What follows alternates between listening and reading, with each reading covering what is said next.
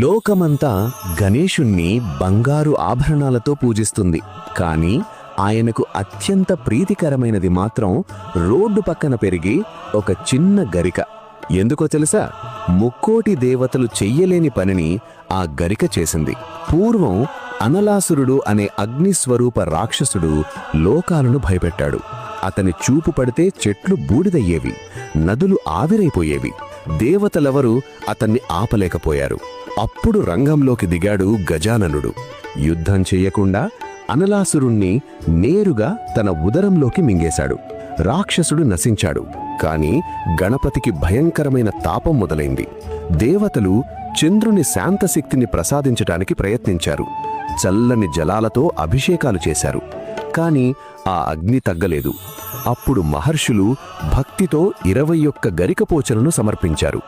అదే దూర్వాగ్రాస్. ఆశ్చర్యం! గరిక తాకగానే గణనాథుడి తాపం క్షణాల్లో శాంతించింది. అప్పటినుంచే గరిక గణపతికి అత్యంత ప్రీతికరమైనదిగా మారింది. అందుకే ఈ రోజుకి గణేష్ చతుర్థి రోజున భక్తులు గణపతికి 21 గరికపోచలను సమర్పిస్తారు. కాబట్టి గుర్తుంచుకోండి, భగవంతుడికి కావాల్సింది బంగారం కాదు, భక్తి. చిన్న గరికతోనే అగ్నిని చల్లార్చిన గణపయ్య మన జీవితంలోని విఘ్నాలను కూడా తొలగిస్తాడు.